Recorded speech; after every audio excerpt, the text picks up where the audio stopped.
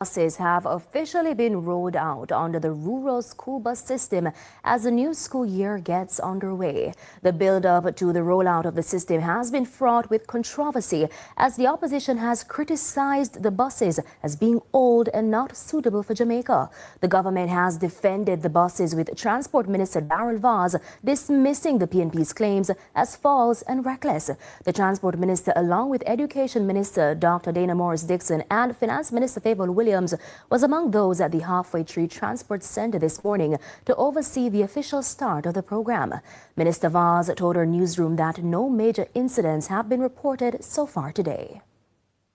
We are going to do a review at the end of today, and of course at the end of this week we will do a full review to make sure that whatever changes are needed to be made for next week to make it even more efficient will be done.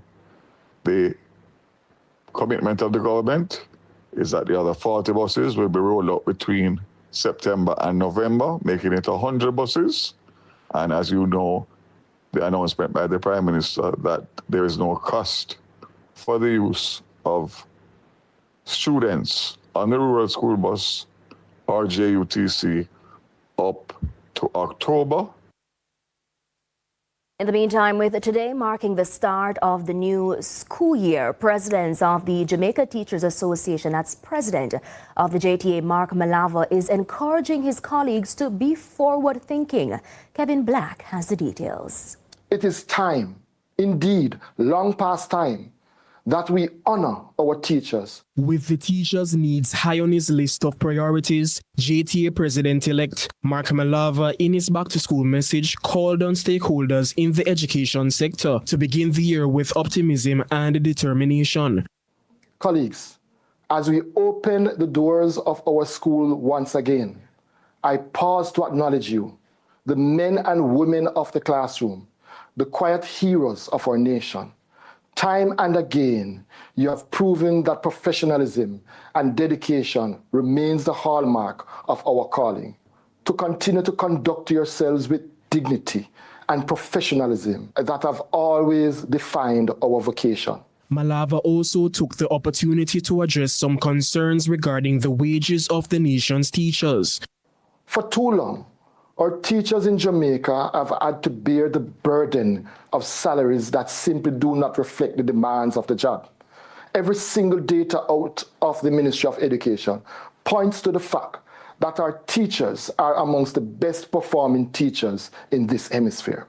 Our teachers deserve proper compensation, equitable resources, and working conditions that reflect their value as nation builders. He also highlighted that an imbalance exists among the nation's schools, primarily emerging from inequitable funding. Far too often, the quality of education a child receives depends on geography or circumstance. Some schools are well-resourced, while others struggle just to meet the basics. The JTA continues to press for equity because the child in rural St. Mary is no less deserving than the child in Montego Bay. Malava is encouraging Jamaica to enter the back-to-school season with a renewed sense of purpose and a passion for learning. Kevin Black reporting for CVM News. To other news, the final count for the September 3 elections is now complete. The Electoral Office released a statement confirming the completion Sunday night. The results indicate that the Jamaica Labour Party has won 35 constituencies and the People's National Party 28. The JLP has also gained a majority of votes in all 3 by-elections. Now, according to Director of Elections Glasspool Brown, all ballot boxes have been accounted for, despite public concerns of some being missing. The final count in the vote cast in the general election on September 3rd was completed last night for all 63 constituencies. At the end of the count, the Jamaica Labour Party had 35 majority in 35 constituencies, while the PNP had majority in 28 constituencies. The issue of ballot boxes, all the ballot boxes have been accounted for. All the 7,294 ballot boxes, all the votes in those boxes were counted at all the counting centers across the island.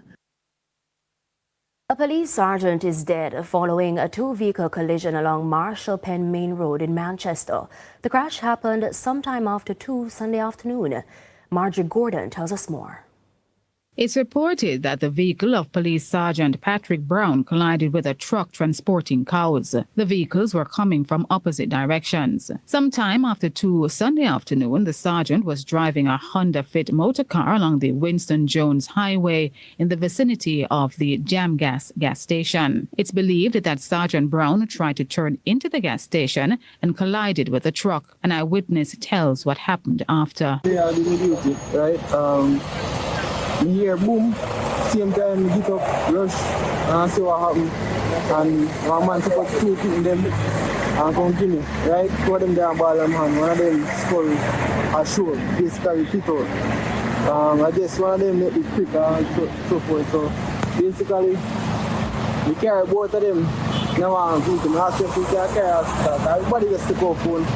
Start video and so forth. So the start one driver that we can carry people in the hospital and so forth, and we decide say, oh yeah, you might carry, but two I gave them that ball, one of them did, the next one separate one, but I told them to carry across the road. Another eyewitness who claims to have known Sergeant Brown described him as a quiet and decent individual. This guy who used to play football at the car check, you know him as Sarge. You know, I'm player, but I always broke up at Brooks Park. Can't youth go to school at Brooks Park, and I always can youth and come at Brooks Park. So I always broke up there too. You know, so a good youth man, humble and everything. I just so me know him. See me, whether I end up on the work or not, humble same way. See me?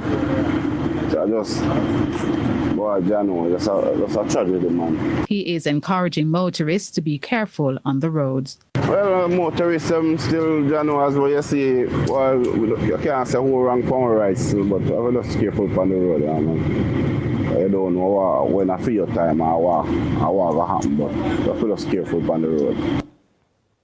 Still in Manchester, 2 murders have rocked the poorest community in the parish in a matter of days, leaving residents in shock and authorities on high alert.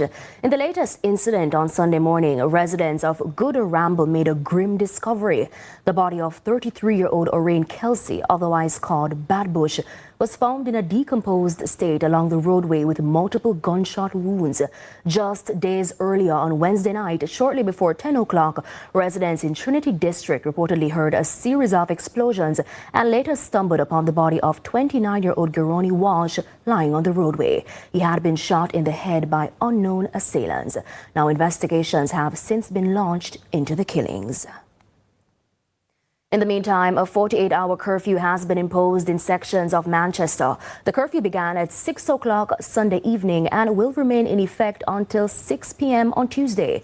The restrictions run from the intersection of the Toll Road and Melrose District, the Porous Main Road, to the Redberry District, Barnett Street and Broadleaf community. Police say the curfew is part of ongoing efforts to restore calm and maintain order in the parish.